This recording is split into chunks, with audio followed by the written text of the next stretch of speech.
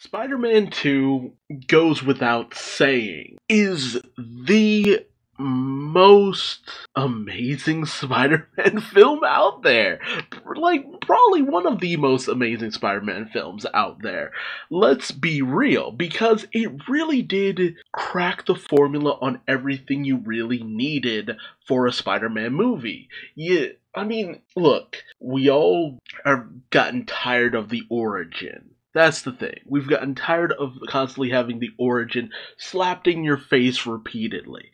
We just want to see Spider-Man go up against compelling villains. And you don't have to have multiple villains. That's the thing. I don't know why Spider-Man 2 so often just isn't the template for what you should do. Honestly, it's what the Marvel Cinematic Universe Spider-Man films have kind of been doing, just focusing on one specific villain. That's all you really need.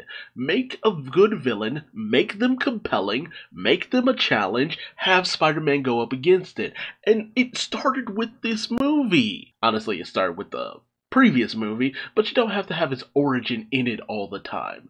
That's the thing. That's the secret money sauce. And Spider-Man, he's in his usual down on his luck situation. He's become distant from his friends. Mary Jane has moved on and is, of all things, marrying J. Jonah Jameson's son, John Jameson. Harry blames Spider-Man for his father's death.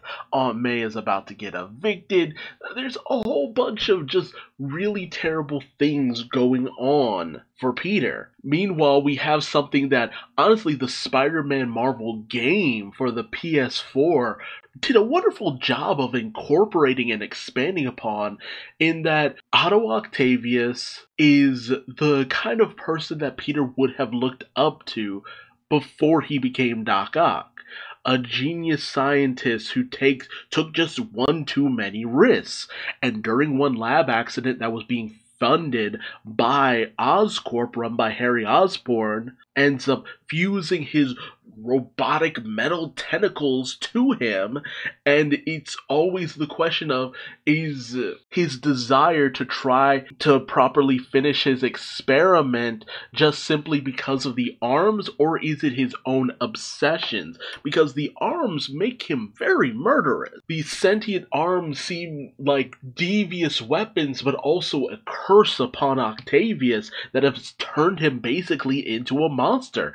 And I don't know if it's just Alfred Molina's acting, or just simply that they wrote such a compelling direction for Doc Ock, or a combination of both, because it's fantastic. I mean, don't get me wrong. The first movie, you feel like you're swinging with Spider-Man. That was always the biggest appeal. You feel like you're swinging with Spider-Man the first time he goes out and he's in his suit, and it's just so cool. But when he's battling Doc Ock, it's just thrilling every time.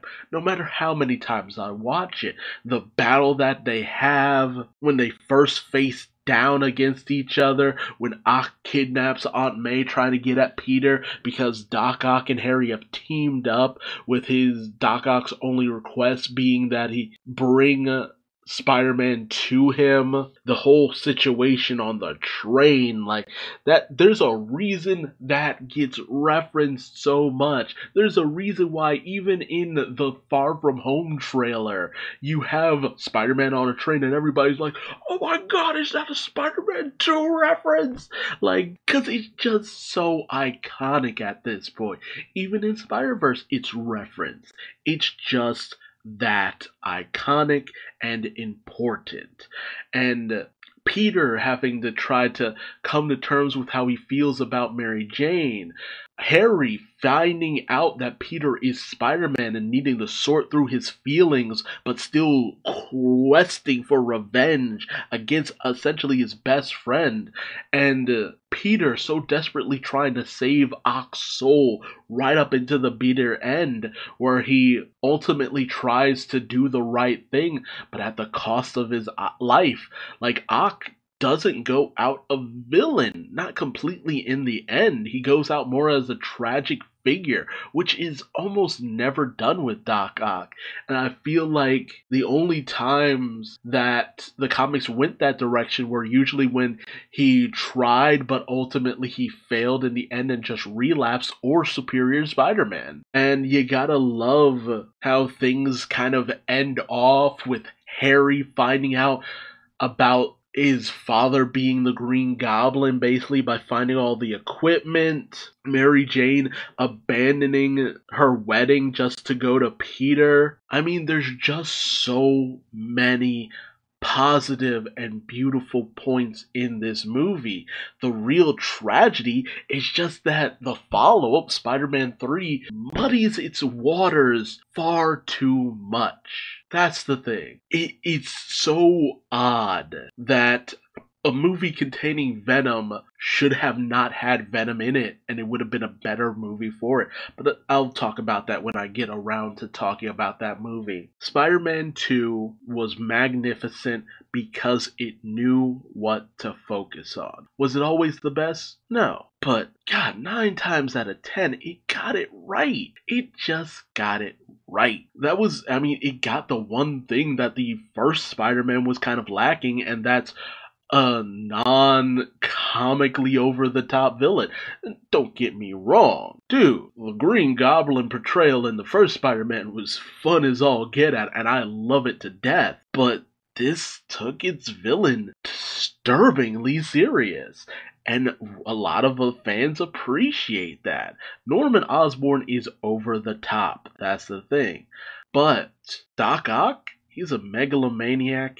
He's overly conceited, all about himself, and to a certain degree that's still here. His want to finish an experiment to prove that it could work, that's his downfall because he just has too much hubris. But they still keep the humanity that is so often lacking in a lot of these Marvel villains, no matter which one you get. And humanity in a villain, oof, that does wonders for people. But there's only so much to really talk about this movie because so much has already been said.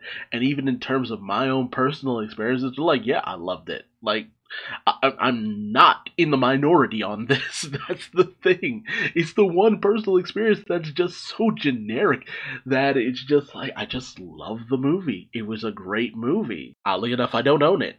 Don't hurt me. But it deserved its box office. It deserved its payoff.